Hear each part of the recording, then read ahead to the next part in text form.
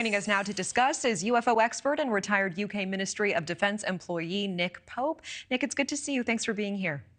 Thank you. So, Nick, I want to ask you first, that news generating a lot of headlines this week. It's from the Daily Mail, claiming there is a secret CIA office that spent 2 decades recovering UFOs, that it has at least 9 of them in its possession. Tell us more about that. What about this? What are you tracking here? And how legit do you feel these claims are?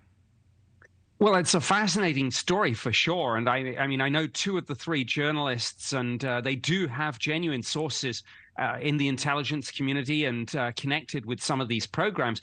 So I think the challenge now, I would say to those same people who have spoken to the Daily Mail, go and speak. I know there's some reluctance here, but go and speak to the Department of Defense's ARROW unit, the All-Domain Anomaly Resolution Office. They are mandated by law, the existing law in the 2023 bill, to receive information about these programs, so people can come forward without fear of any retribution, and they are able to take highly classified information, even if it's from compartmentalized programs. So go speak to the Pentagon about it. I would urge these people. Yeah, and when you worked at the British government's Ministry of Defense, you were actually responsible for investigating UFO phenomenon and determining if they have any defense implications.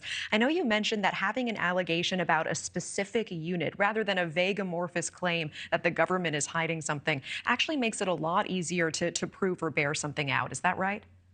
That's correct. And that's why the Daily Mail story is very interesting, because, of course, it names this specific CIA unit. Now, what that should do is should make it easier for both ARROW and the various people in Congress who are grappling with this right now, as we saw in the introduction. It should enable those people to go to that specific unit and talk to the director, the senior officer there, and say, right, let's see what you've got. Show us the goods.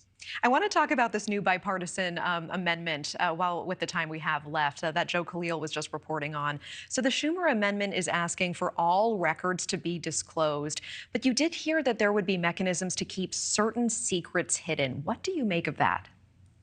Well, there's always got to be a balance between the public interest and the need to keep genuinely classified information classified. But that doesn't mean that Congress doesn't and shouldn't have an oversight role here within the appropriate confines of people's security clearances. And I think that's why the House and the Senate need to thrash this out between them and get a form of words that they're all happy with. And let's not make this a bipartisan issue. I've heard accusations flying around, but it's one of those rare subjects where Republicans and Democrats, I think, are coming together to push for action on this. So let's not lose that consensus. Okay. Nick Pope, appreciate your time. Have a great evening. Thank you. Thank you.